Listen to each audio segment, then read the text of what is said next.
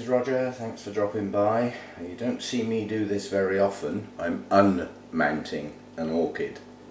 This is all Rick's fault. I don't mean the plant. Whenever I watch one of Rick's videos where he looks at problems, he gets me thinking, which I'm sure is the general idea, and I love it. But this plant is failing badly. This has been a good plant that I've had a very, very long time. This is Dendrobium harveyanum.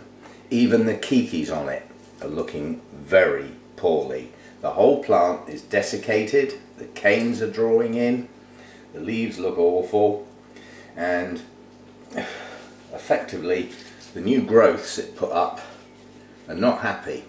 These are not nice plump pseudobulbs. This little new growth down here, that pushed out at the beginning of the winter, I wasn't expecting much out of that, but this plant is failing miserably.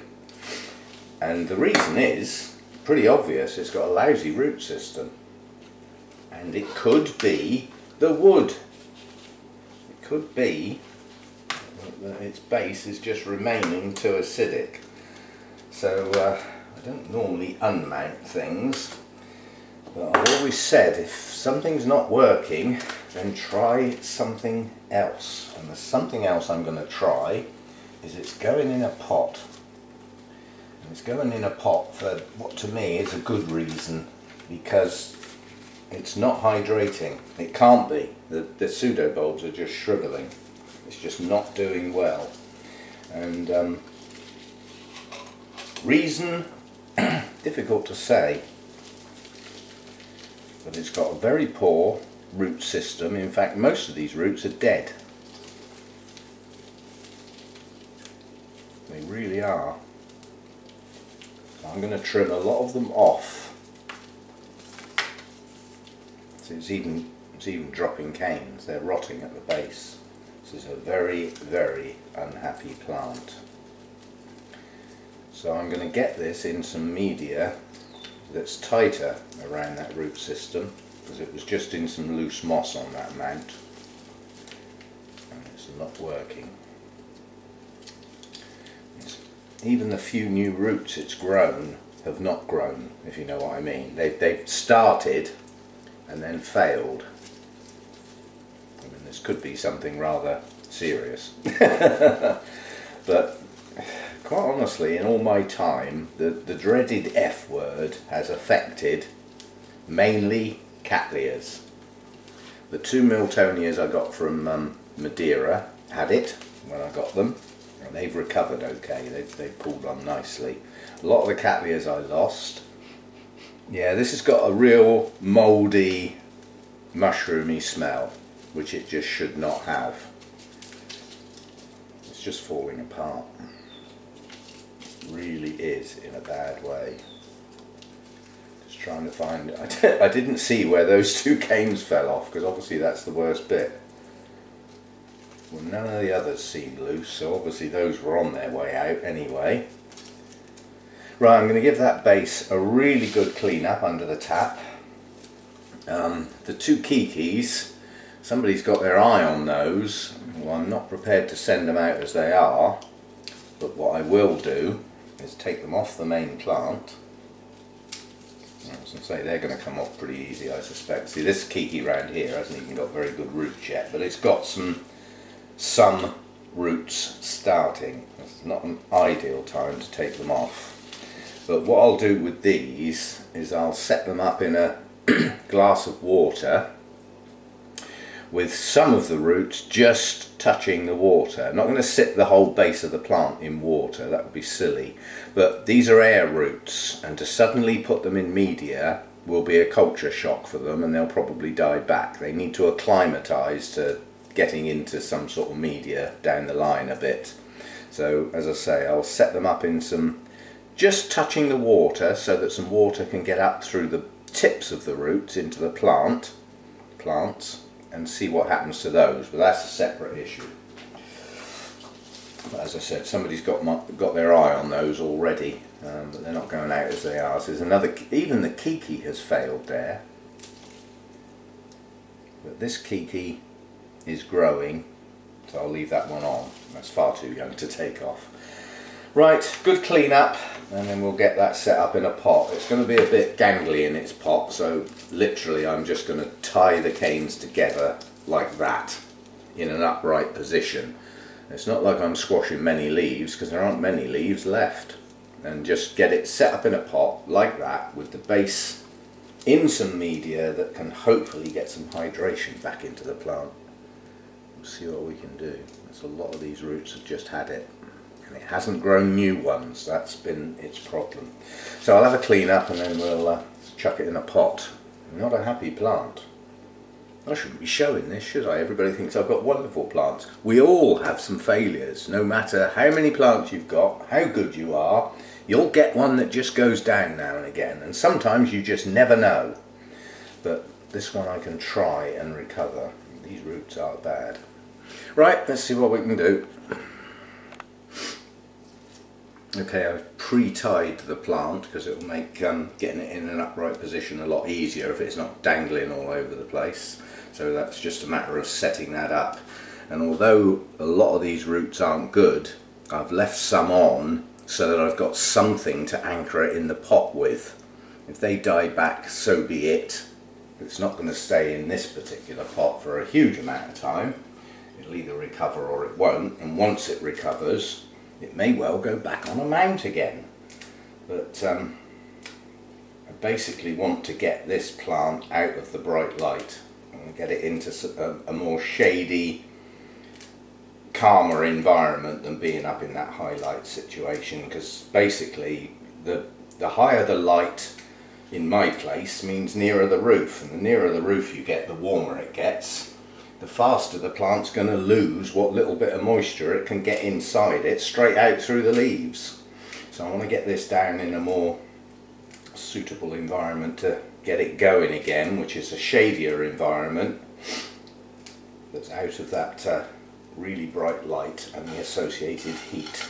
There's a fair percentage of moss going in here, which I wouldn't normally do for this sort of plant, but I'm trying to encourage root growth. Root growth needs humidity round the base of the plant, so we'll get that. I've got an air cone pot, and it's heavily crocked. There's no roots going to be down in the bottom of the pot, are there? So there's no point in having a soggy bottom.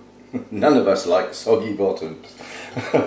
There's just no point. I mean, once I see roots down in that area, it can always be lifted out and dealt with, but a lot more pieces of wood in this new Orchids bark than there used to be.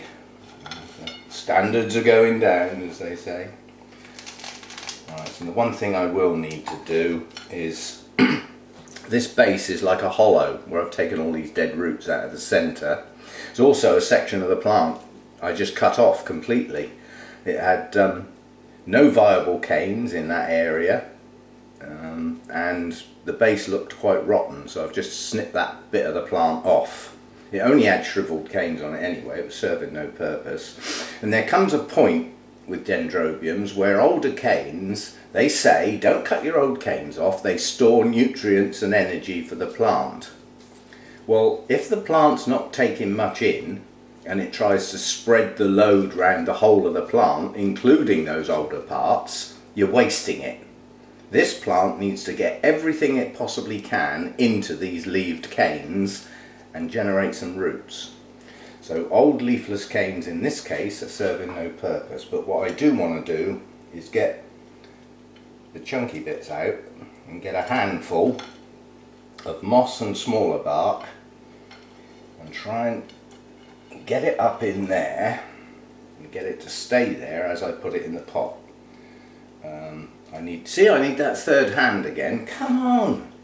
I think the easiest way to do this is probably not going to work. It's going to fall out. But if it falls out in the centre of the pot and makes a little mound, then the plant will sit on it. Now this looks like a very small pot for the size of the plant. Well, that's deliberate. So although I want to keep it hydrated, I don't want it so soggy that the roots it's got start to rot. Who knows, the roots might even branch in places. But what I'm really after is getting some new root growth from the base of the plant somewhere, and some new growths. both together probably, that's how it will probably end up being, but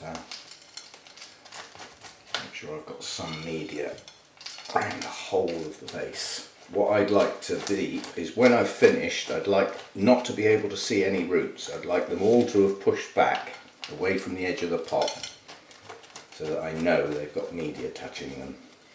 Well, it's nice and sturdy, that's good.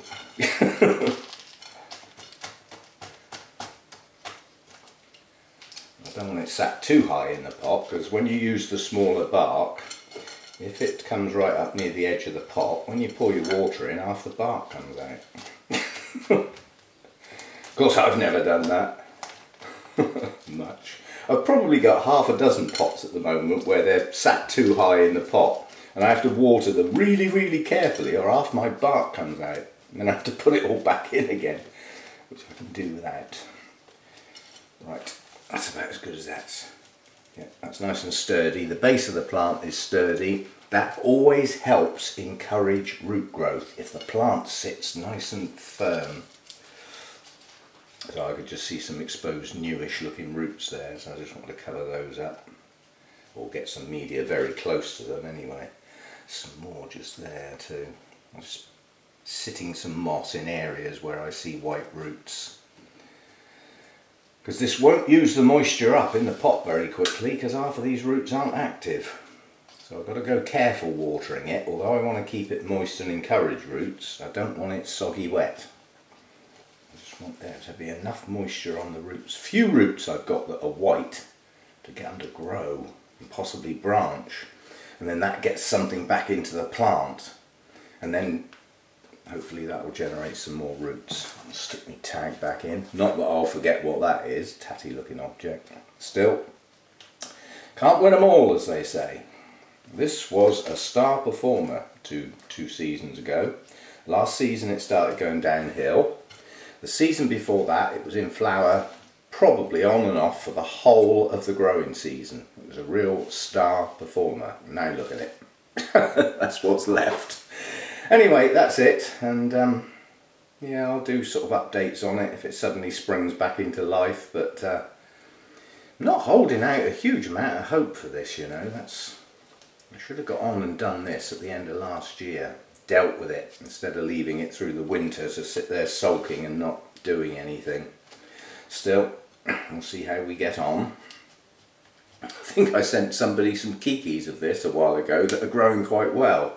I might have to ask them for a bit back again. Anyway, an unmounting, very unusual thing for me to do. Like I've always said, hanging space I've got stacks of.